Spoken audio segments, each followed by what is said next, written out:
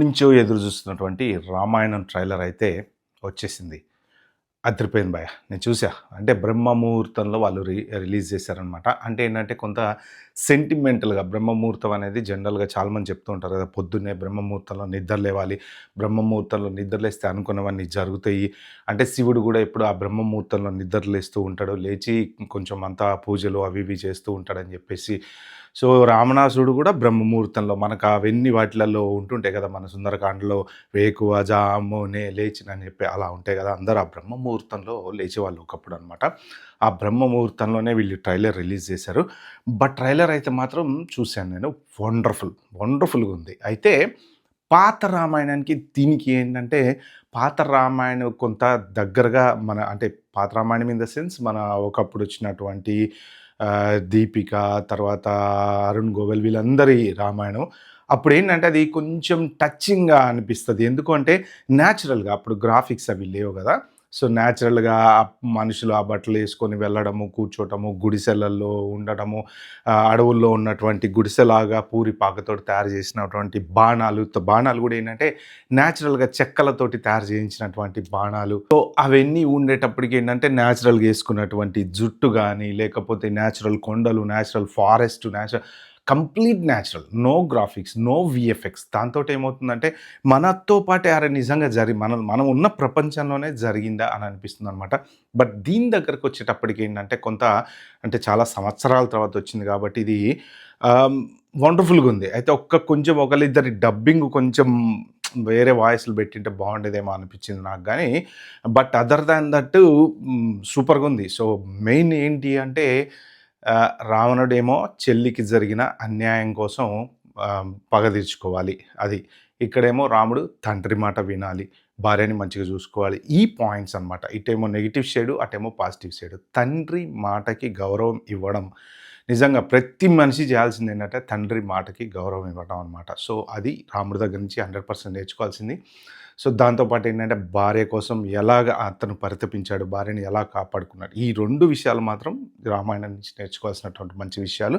ఇటుపక్క రావణుడి side negative shade తీసుకుంటే ఏంటంటే ఆర్ట్‌లో ఉన్న దాని ప్రకారం గూడా సో, యాక్చువల్‌గా చెల్లికి జరిగినటువంటి అన్యాయం కోసం కానీ ఇక్కడ చాలామందికి ఓ ఇంట్రెస్టింగ్ క్వెషన్ ఉంటది. అంటే ఆ రోజుల్లో అందరికీ చాలామంది కొంచెం వాళ్ళందరూ తెలుసు గానీ, ఇప్పుడు ఈ రోజుల్లో ఉన్న కొంత యంగ్ జనరేషన్ వాళ్ళు ఏంటంటే కొంత ఈ స్కై-ఫై సినిమాలు ఇవన్నీ చూసిన తర్వాత ఏమనుకుంటారంటే, అరే! సింపుల్‌గెళ్లి యుద్ధం చేయొచ్చు కదా! మరి ఇప్పుడు జనరల్‌గా మన సినిమాల్లో ఎలా ఉంటది? చెల్లికేదైనా జరిగిందంటే అన్న ఎళ్లి పటా పటా పటా పటా కొడేస్తుంటారు కదా! 'ఆలవైకుంఠపురం' చూడండి ఎవరో చున్నీ లాగేశారు అనంగానే ఎళ్లి అందరిని టప టప టప టప కొట్టేస్తాడు. మరి ఇక్కడ గూడా రావణుడెళ్లి టప టప టప టప అసలు కొట్టేసి రాముడిని వీళ్ళందరిని యుద్ధం చేసి చేయొచ్చు కదా! అనేటువంటి డౌటు ఉంటదనమాట. కానీ ఏంటంటే పగ తీర్చుకోవటంలో కూడా 2 రకాలుంటాయి. ఒకటి ఎళ్ళామా, కొట్టామా అనేది ఒక రకపు పగైతే, ఇంకొకటేంటంటే అవమానం అనేది జరగాలి.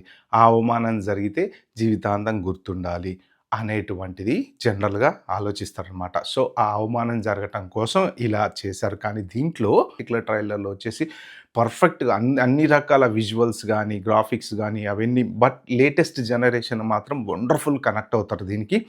వాళ్ళకేంటంటే ఆ పాతకాలము ఎపిక్ స్టైలు అవి చూడలేరు వాళ్ళు. ఏంటంటే ఇప్పుడు లేటెస్ట్ జనరేషన్‌కి మన సంస్కృతి, మన వేదాలు, మన భారతము, మన రామాయణము ఇవన్నీ ఖచ్చితంగా తెలియాలి. సో, వాళ్ళకి తెలియాలి అంటే వాళ్ళకి అర్థమయ్యే భాషలోనే వాళ్ళకి చెప్పాలంటే కాస్త గ్రాఫిక్సు, కొంచెం చూడడానికి మంచిగా వీఎఫ్ఎక్స్ అలా లైట్లు ఇదివరకేంటి ఉరుములు, మెరుపులు ఎలా పెట్టేవాళ్ళు వీళ్ళంటే లైట్లేసి పెట్టేవాళ్ళనమాట. ఒక పెద్ద కర్టెన్ కట్టేసి ఆ కర్టెన్‌కి ఎనక నుంచి లైట్లు కొడుతూ ఉండేవాళ్ళనమాట సినిమాలలో.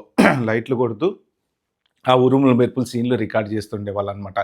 దానికి పక్కన సౌండ్ యాడ్ చేస్తే మనకేంటంటే, అబ్బా! ఉరుములు, మెరుపులు వచ్చేసినాయి ఆకాశంలో అనే ఫీలింగ్ వచ్చేస్తది. ఇప్పుడేంటంటే, సింపుల్‌గా కంప్యూటర్‌లోనే మనమే ఇంట్లో తయారు చేయొచ్చు. గూగుల్ ఫ్లోర్‌లోకెళ్ళి కెన్ యూ గివ్ మీ ఉరుములు, మెరుపులు సీన్ అంటే డబ డబ డబ ఇచ్చేస్తుందనమాట. సో, చాలా ఈజీ అయిపోయింది మేకింగు. దాంతో పాటు ఏంటంటే, విజువల్ అట్రాక్షన్ ఎక్కువైపోయిందనమాట. పిల్లలు అట్రాక్ట్ అవుతారు ఎక్కువ. అంటే పిల్లలకే తెలియాలి. ఇప్పుడున్న పరిస్థితుల్లో పెద్దవాళ్ళ జనరేషన్ వాళ్ళకి తెలుసు. ఓకే. ఏజ్డ్ పేరెంట్స్ వాళ్ళందరికీ తెలుసు. ఆ కింద జనరేషన్ వాళ్ళందరికీ రామాయణం గురించి తెలుసు.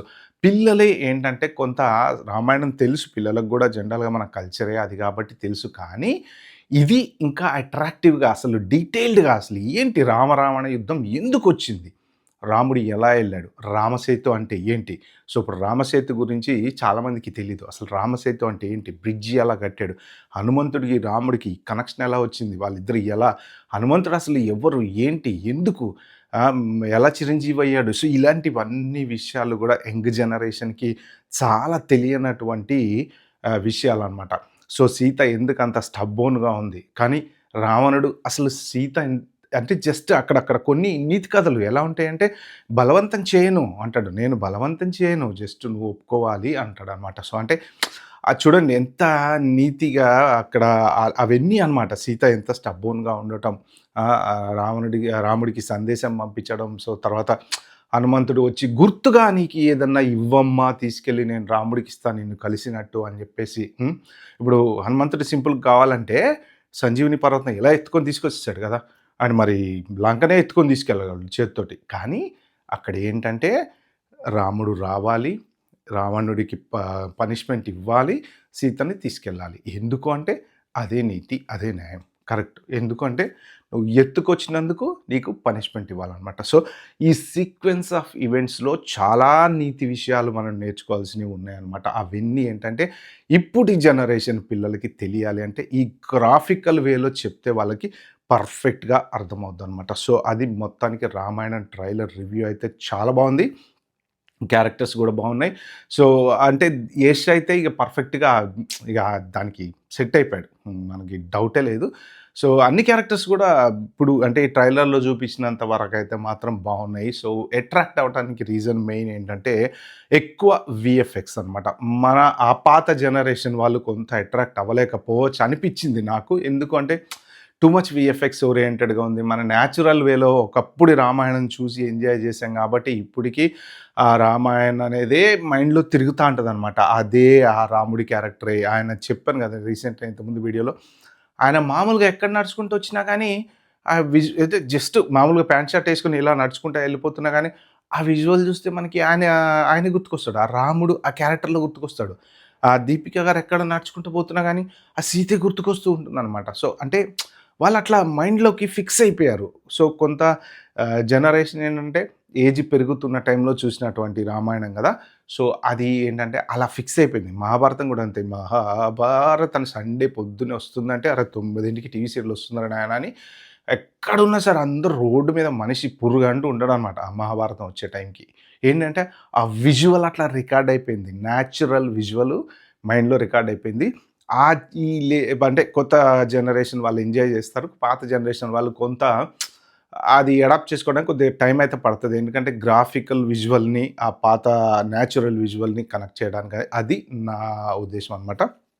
అది ఫ్రెండ్స్ మొత్తానికి వండర్‌ఫుల్ ట్రైలరు సూపరుంది. సో, చూద్దాం మనం ఎప్పుడు ఇది అంటే రిలీజు తొందరలో అవ్వాలి. ఇది పెద్ద బిజినెస్ కూడా ఏదో 4,000,00,00,000 ఖర్చు పెట్టారని పార్ట్ 1, పార్ట్ 2 2 రకాలు చేశారు. మోస్ట్ ప్రాబబ్లీ పార్ట్ 2 కూడా ఇమ్మీడియేట్‌గా నెక్స్ట్ ఇయర్ రిలీజ్ చేద్దామని ప్లాన్‌లో ఉన్నారట. ఓకే. ఈ వీడియో మీకు నచ్చినట్లయితే ప్లీజ్ అండి like, share, subscribe my channel. Thank you. By by. Have a good day.